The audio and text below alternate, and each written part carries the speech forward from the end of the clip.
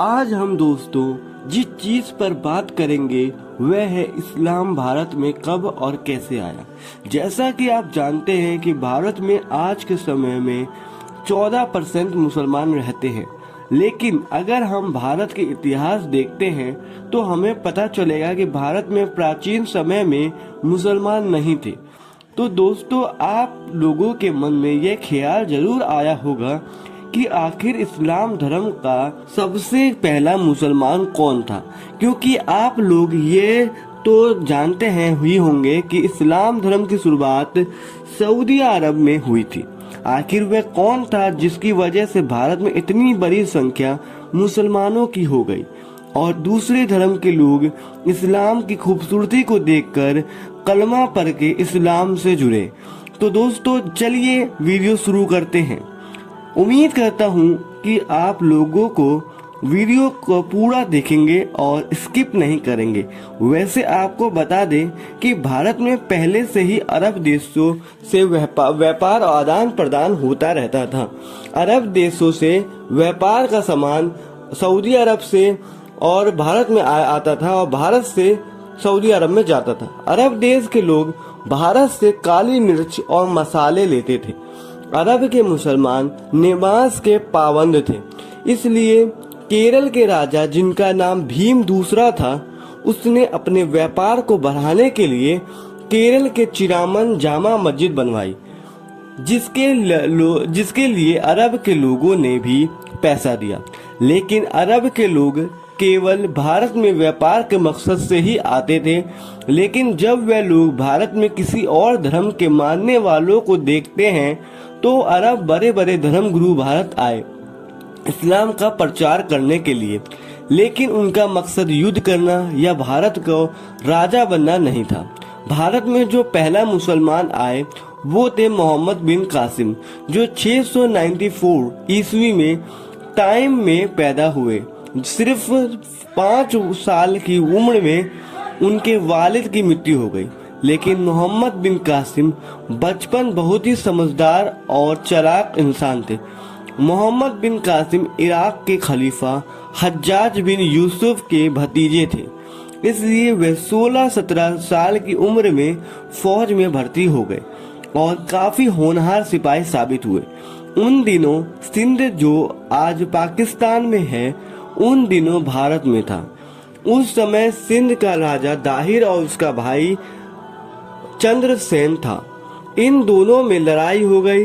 लड़ाई के कारण उस समय राजा दाहिर ने अपनी सगी बहन से शादी कर ली, क्योंकि पंडितों ने ऐसा करने को कहा था, क्योंकि दाहिर का मानना था कि जो भी उसकी बहन से शादी करेगा वो बहुत ही किस्मत वाला होगा। इसलिए पंडितों के कहने पे दाहिर ने अपनी सगी बहन से शादी कर ली। जब यह बात दाहिर के भाई चंद्रसेन को पता चली तो वह बहुत नाराज हुआ। उसने अपने भाई पर हमला करने का फैसला कर लिया, लेकिन हमला करने से पहले ही दाहिर के भाई चंद्रसेन को चेचक की बीमारी हो गई और वह मर गया। अब दाहिर और भी घमंड के साथ शासन करने लगा और पूरे सिंध में कब्जा कर लिया और उसे पंडितों पर और भी भरोसा हो गया। राजा दाहिर बहुत कट्टर और गुस्से वाला था। वह अपनी जनता पर जुल्म करता था और सारी जनता उसके जुल्मों से परेशान थी।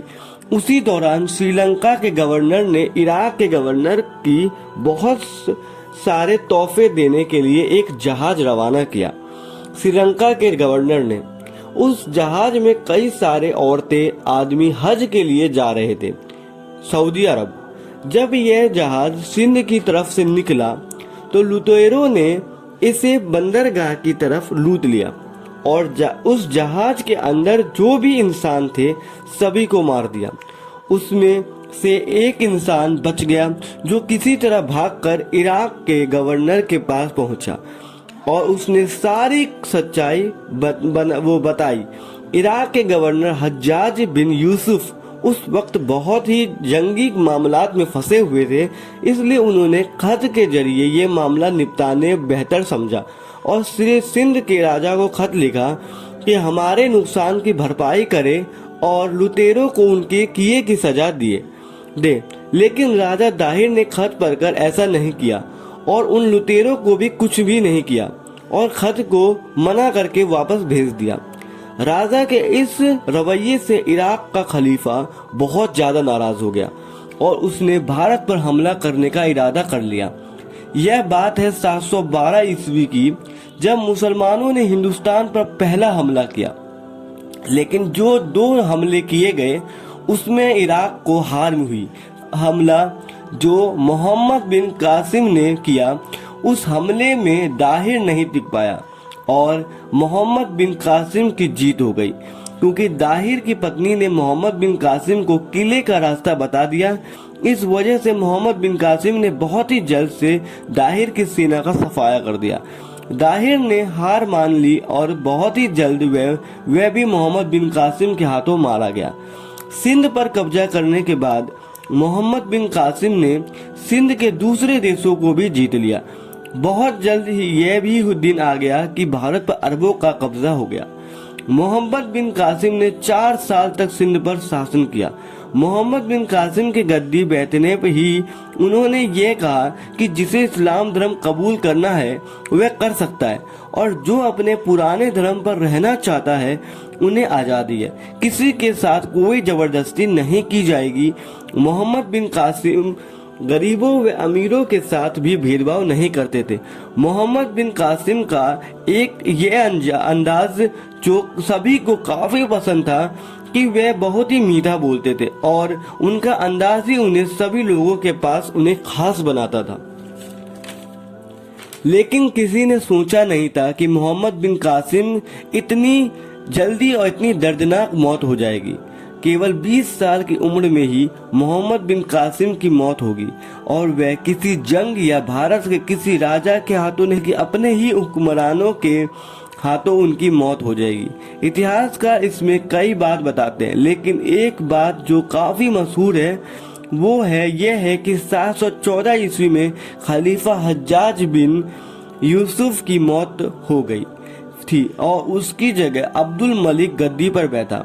तो उसने हज्जाज के करीबी रिश्तेदारों को खत्म करना शुरू कर दिया। मोहम्मद बिन कासिम भी पुराने खलीफा के खास थे।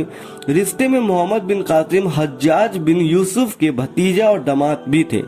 इसलिए सुलेमान बिन अब्दुल मलिक ने मोहम्मद बिन कासिम को भारत से इराक बुलवा लिया। जैसे ही मोहम्मद बिन कासिम इराक पहुंचे, उन्हें फौरन कैद कर लिया गया और कैद में ही उनके साथ काफी जुल्म किए गए। इस वजह से उनकी मौत हो गई।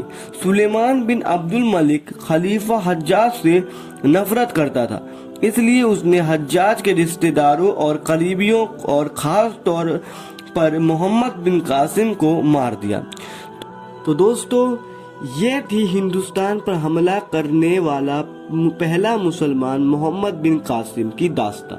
दोस्तों, ये कहानी आपको कैसी लगी कमेंट में जरूर बताएं और साथ ही सब्सक्राइब, लाइक और ज़्यादा से ज़्यादा शेयर भी करें। खुदा हाफिज।